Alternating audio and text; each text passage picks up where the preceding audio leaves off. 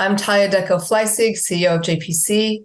American support for Israel following the Hamas massacre on Israel's Gaza border towns has remained steadfast. Concurrently, the U.S. interest in Middle East region is at stake, and Iranian proxies have already attacked American bases in Iraq. To discuss these issues and more, we host Ambassador Dennis Ross, former director of the policy planning at the State Department under President George H.W. Bush, former special U.S. official coordinator to the Middle East under President Bill Clinton, and former special advisor to Secretary of State at the time, Hillary Clinton. And he's also, of course, the co-chairman of JPPI. Hello, Ambassador Ross. Thank you so much for joining us today. Good to be with you. Thank you. So before we get to the questions that some of the journalists have already submitted, perhaps you can, give us a short briefing of your own insight about everything that's going on now. Well, look, I think that you put it well. The United States understands, and the Biden administration understands very clearly what is at stake right now. I think there's a lot of speculation about what the U.S. is asking Israel to do, what Israel is, and what those discussions are. I would tend not to read too much into a lot of the speculation about the U.S. asking Israel for restraint or Israel not to do a ground assault into Gaza. I don't think that's really the discussion at all. I do think there have been discussions about understanding better what the Israeli military strategy is going to be. It's not a case of coordinating that strategy, but it's the case of having the discussions about it. I think the objectives are very similar, that Hamas must not be in a position ever again to threaten Israel, that Hamas has demonstrated that it really is the equivalent of ISIS. We wouldn't accept ISIS living next door to us. And I think there's a clear understanding that Israel shouldn't be expected to have ISIS living next door to it. So you see an American interest in deterring an expansion of the war.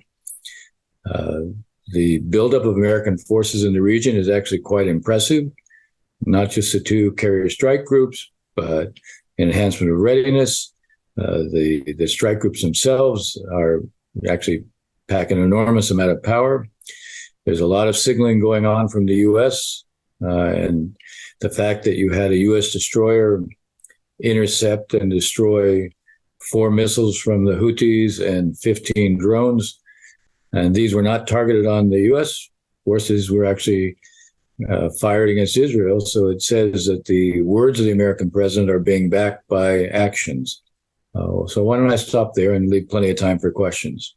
Sure. Okay. So, one of the first things that you mentioned was, the fact that despite what people are saying, that there are no expectations for or against a ground invasion. But does the U.S. have expectations about what the day after looks like? Like, what does it want to see at the end of the day in the area for Israel, for the Palestinians?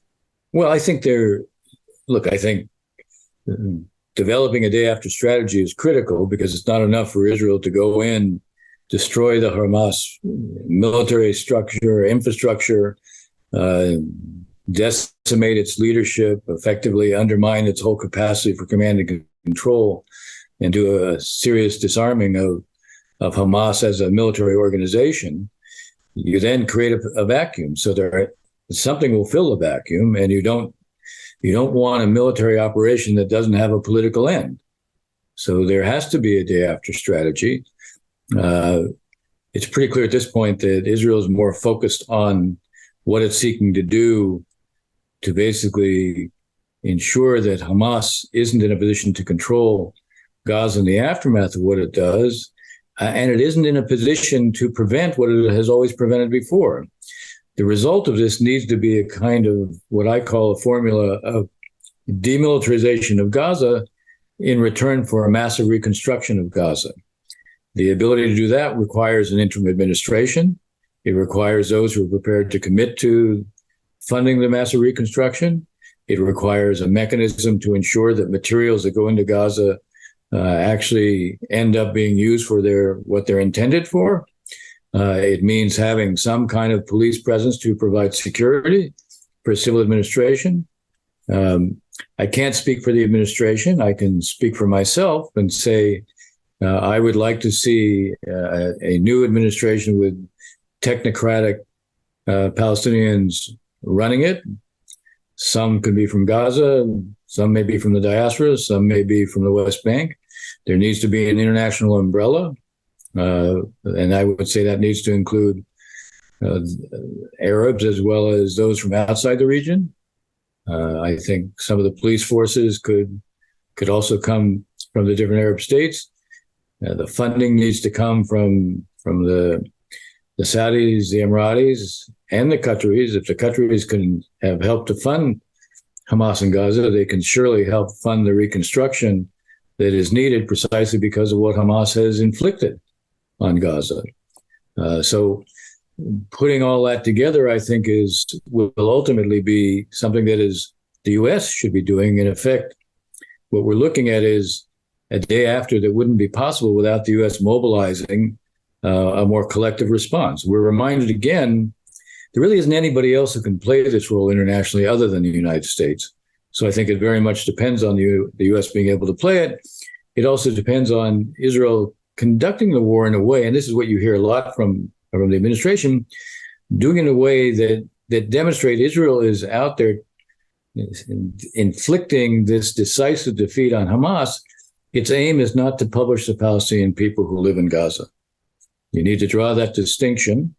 And I would I think it's important that Israel also make a serious effort to provide for corridors for humanitarian assistance. I noted the Israeli Defense Forces spokesperson yesterday talking about corridors in the south where there could be humanitarian assistance for the Palestinians in Gaza who move from the north to the south.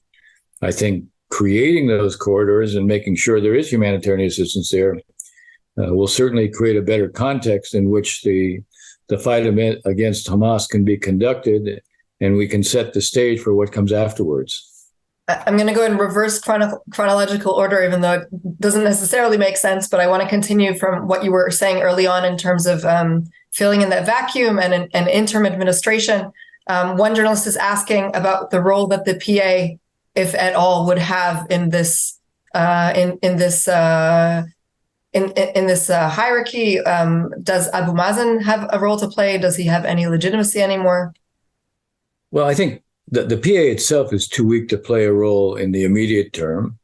And one can understand that the PA wouldn't want to rush in any case. I don't think they have the means to do it, but they wouldn't want to do it in any case. And the truth is, you need some kind of interim administration. You need a transition period. It would be good over time if there was if the PA could assume a role somewhere down the road. But I think that also requires some reform within the PA itself. You're going to have, if there's going to be a massive reconstruction program for Gaza, which will be needed, the fact is the donors are going to want to know that there's transparency in this operation. Maybe some of them are prepared to commit to investment in the West Bank as well, but they're not going to do it unless there's transparency there as well. So it really calls for reform on the PA side in parallel with what's being done within Gaza itself. Okay, thanks. Now, going back in time to where we are now, one journalist is asking, you mentioned obviously the humanitarian issues, as civilian deaths are likely to rise, especially if, of course, a ground invasion occurs or Israel ups its operational tactics. Do you think that this will impact international support of Israel and the American support of Israel specifically when we see a rise in civilian deaths? Well, we're seeing obviously a rise in civilian deaths already, and it is affecting obviously the attitude of some. It is important to remind everybody again and again of exactly what Hamas has done. The unspeakable atrocities, which are, there is no cause that justifies that. Any cause that seeks to justify it delegitimizes that cause. So it's important that the international community constantly be reminded of exactly what Hamas has done. Look, they're also reminded on a daily basis that Hamas is holding now 218 hostages, as young as 9 months old. This too should be beyond the pale. This too should be something that's unthinkable. But having said what I just said, it is in Israel's interest, it's in the collective interest of everyone who wants to not only defeat Hamas, but also discredit it and delegitimize it. And that requires an effort to try to minimize the civilian casualties, but also it requires much more of an effort to demonstrate unmistakably that there are real efforts to address the humanitarian needs. When Israel is asking for Palestinians in the northern part of Gaza to move to the south, there is some obligation to help ensure that their human needs are being addressed at the same time. The more that can be done, the more that also, I think, creates a better context in which to pursue the military campaign, but also to set the stage for what will come after the military campaign. So just taking a little bit about what you said in terms of ensuring civilians are able to get what they need. We've heard reports of resources that are being let in, even being stolen from UNRWA for Hamas, by Hamas. How can Israel ensure that the goods let in are actually being given to the civilians and not taken by the terrorists themselves? Well, obviously there needs to be more exposure, just like there was some interesting exposure today about Hamas controls all these fuel depots, and there is this great need for fuel to come in so you can run the generators and electricity, run desalination plants, ensure water pumps are working, the hospitals can function, and Hamas is obviously denying that. So one can highlight that. In the end, that can't be a denial of helping to ensure that hospitals and so forth can run. It also means to try to maximize what can be done to prevent the diversion. There's probably no perfect solution. Just like if Israel had a clean set of options to get rid of Hamas, it would do that. I hear a lot of people, especially in the Arab world, quietly saying, go ahead and crush Hamas, but do it very quickly and do it with no cost. Well, that would be great. It's just that it's not possible. The same thing with humanitarian assistance. Can you guarantee 100% that Hamas can't divert some of it? Probably not, but that can't become an argument that you don't provide anything. So you're faced with a set of hard choices, and you're trying to strike the most effective posture that also helps achieve what the objectives are. Very clear. You mentioned, of course, the hostages, the children. As a former negotiator, what do you think should be the solution, or at least the strategy for releasing them? And does Washington have a role in it? Is it playing it already? Well, it clearly is trying to affect Qatar. I mean, the reality is that Qatar really can't have it both ways. It can't provide this kind of safe haven for people like Ismail Haniyeh and Khalid Mashal, and give them a platform to try to justify the indefensible and then not deliver. I mean, their whole argument is they have a relationship with Hamas and there's a benefit to that relationship. They need to be able to prove it now. They need to be able to demonstrate it now. And while it's wonderful that 4 hostages have been released, that still leaves 218. And as I said before, with babies, I mean, it should be unthinkable. So Hamas needs to Qatar needs to demonstrate that the relationship it has with Hamas allows it to do something that no one else can do, and that is produce the hostages, get them released. If they're unable to do that, then it certainly raises questions. What's the value? How can they justify having a relationship with Hamas if at a time like this, they can produce so little from it? Now, if they can produce something more, I still wouldn't be an enthusiast for the relationship with Hamas, but at least you can see that it relieves this terrible reality of hostages whose safety everyone wants to see not only assured, but also we want to see them released. Okay, moving on to some of the other players in the region. A couple of reporters are asking similar questions, more or less, surrounding both Iran's role and what the U.S. response to Iran's role should be. Mentioning also Hezbollah attacks, obviously, in the north, mentioning proxies, whether it's through the Houthis and so forth. So I think the overall question might be, what should U.S. policy vis-a-vis Iran specifically in this war should be, and whether it needs to be in the form of further sanctions or even direct involvement should more American assets, troops, etc., be targeted? I think Iran should realize it's playing with fire right now, increasing its attacks through its proxies against our presence in Iraq and Syria.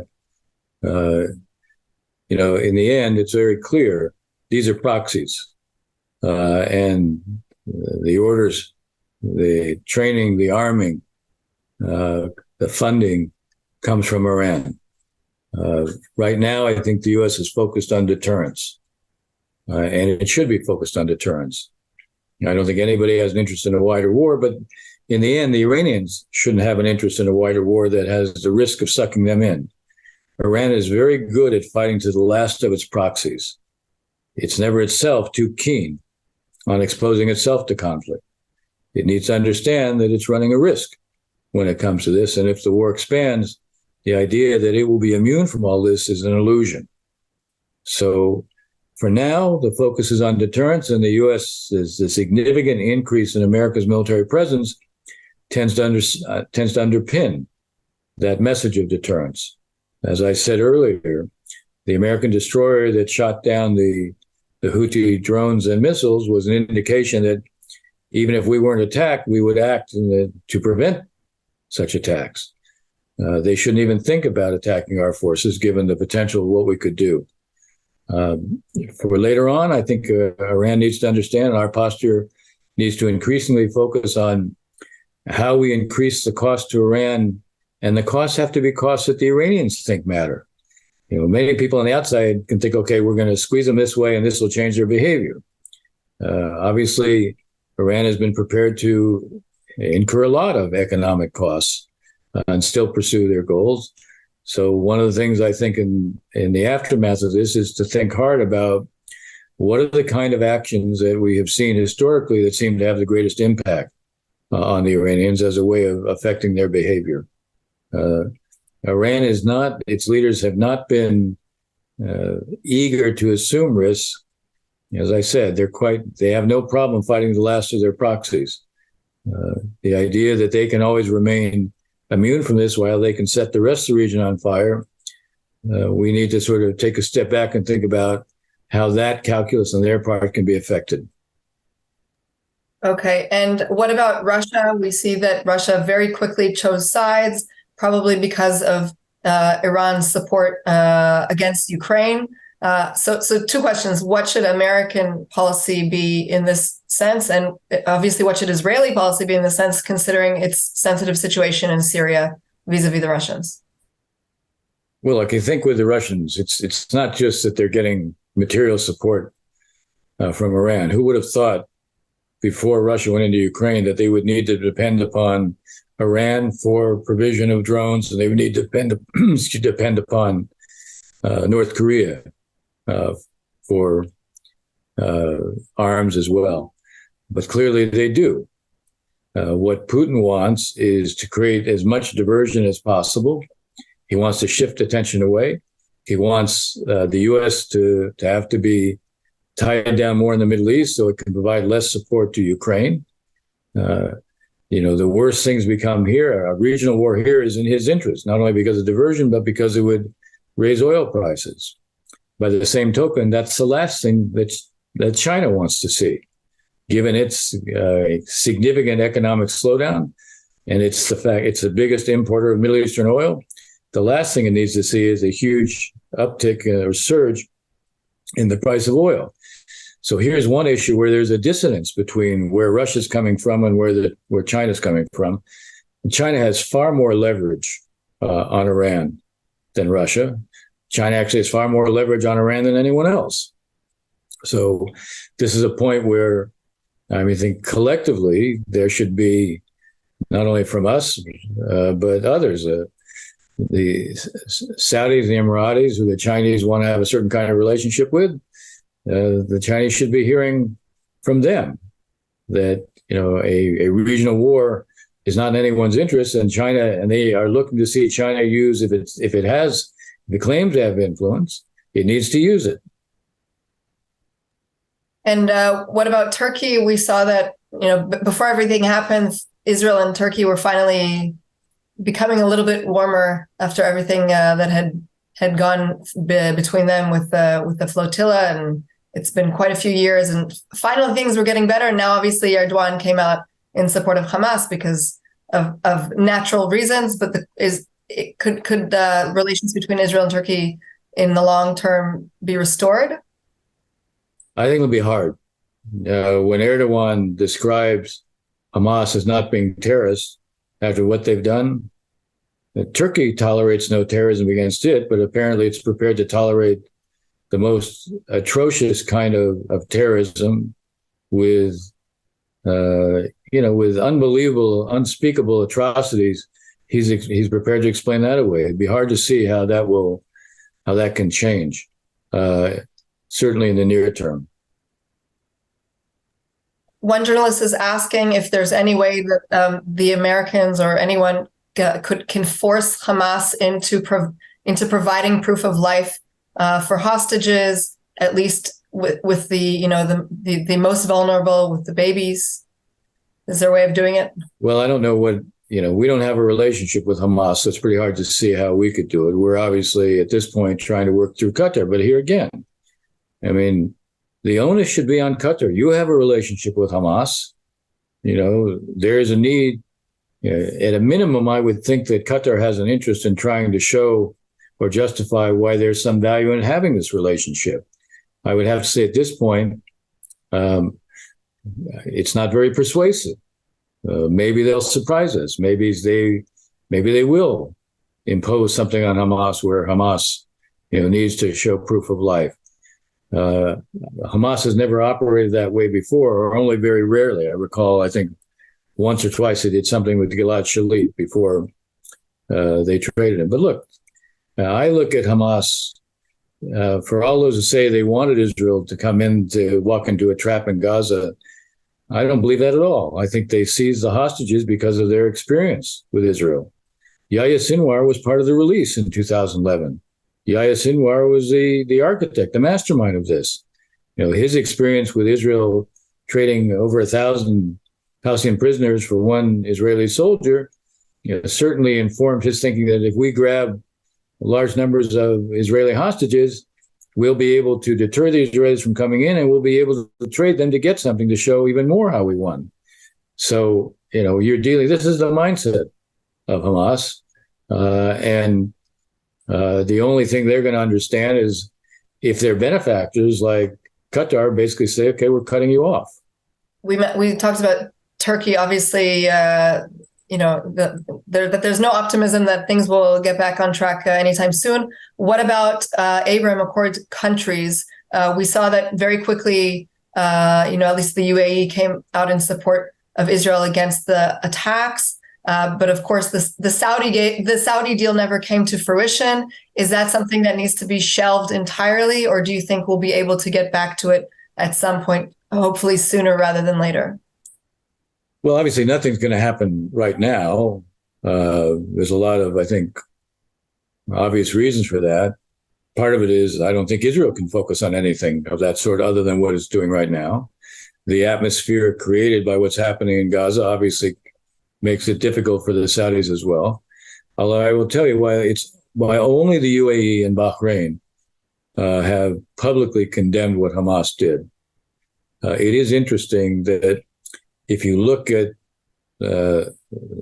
parts of the Saudi press, you'll see, for example, the former editor of Sharq al-Awsat has written, at least I've seen, two different articles he wrote that were very tough in their denunciation of Hamas and what Hamas is once again subjecting the Palestinians in Gaza to.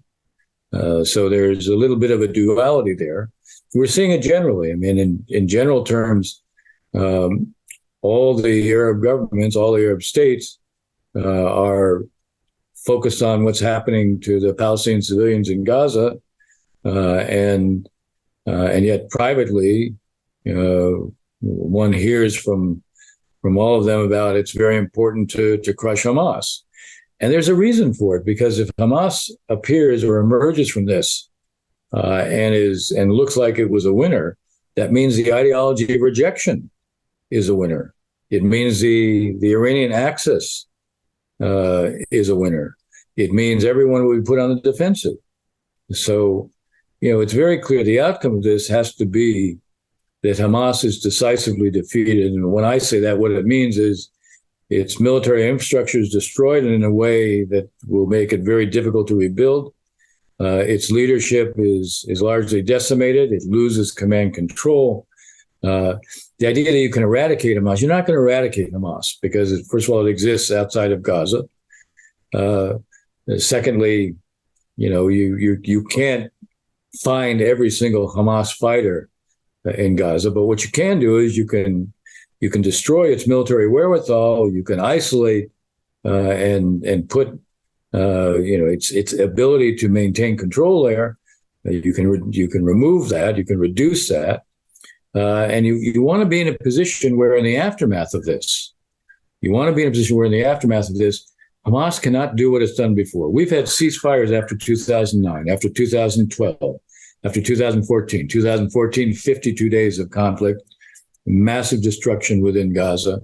Talk about significant reconstruction, but no one was going to invest in reconstruction if Hamas still had the means at a time of its choosing to attack Israel again, and then Israel retaliates by destroying the very things people invested in. There has to be an outcome that produces the demilitarization of Gaza in return for massive reconstruction. That Hamas cannot be in a position to block that again. So the outcome, when you think of the political outcomes, the political outcome has to be Hamas not being able to threaten Israel again, Hamas not being in a position where it can block the ability to reconstruct, or is in a position where it can rebuild. You have to create a mechanism that will prevent all that. Then you're producing a political outcome that can create an atmosphere where I think the likelihood of the Saudis moving back into this potential deal with Israel becomes much more conceivable. So maybe just one last question, which I think maybe will sum up your vision, vision for this area. Is the two-state solution still viable? One half of the question. Second half of the question: will Israelis, after witnessing the largest atrocity on its own civilians on its ground ever, be willing to commit to such a solution after? So let me cast it this way, and I'm glad you asked the question, because again, it puts in perspective what we've been discussing all along. The end result here has to be to change the reality in the region, weaken this ideology of rejection, demonstrate that the Iranian axis and the use of these instruments actually get defeated. They don't achieve anything, just the opposite. Within Israel, look, obviously the focus has to be on what is the immediate task at hand. When all this is over, there will be and there needs to be a debate within Israel. What's the relationship with the Palestinians going to be when this is over?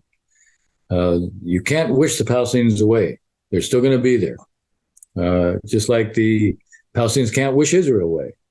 So what I would say is I would expect that there will be a debate in Israel, which has not been held, a debate about what the relationship with the Palestinians should be. I can envision two schools of thought. One school will say, you can't have a Palestinian state because look who could take it over, and then look what we face. And the other school of thought will be, you can't freeze the reality exclusively on Israeli terms and have Palestinians live under exclusively Israeli terms, and think that if you have basically decimated Hamas, that there won't be a successor to it. The idea that Palestinians will live with no sense of possibility for the future and you won't see extremist groups reemerge is an illusion. So these two schools of thought, there needs to be a debate. Now, you can't have the debate now, and you shouldn't have the debate now. But when this is over, there has to be a serious debate within Israel about what the relationship with Palestinians is going to be. It is magical thinking to think that You can ignore this issue. And it's, this is, I want to conclude with another thought.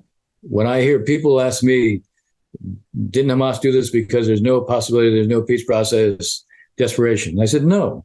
When I was negotiating in the 1990s, every time we made progress, there would be a suicide bombing by Hamas. Their purpose was to prevent any possibility of peace and coexistence. And the reason the timing of this, even though it was obviously planned over a long period, the timing of this was their fear about the possibility of Saudi normalization with Israel. It's precisely the fear that there could be peace that brings out Hamas. Now, you have to discredit that ideology. You have to discredit who they are. Their own actions should have discredited them.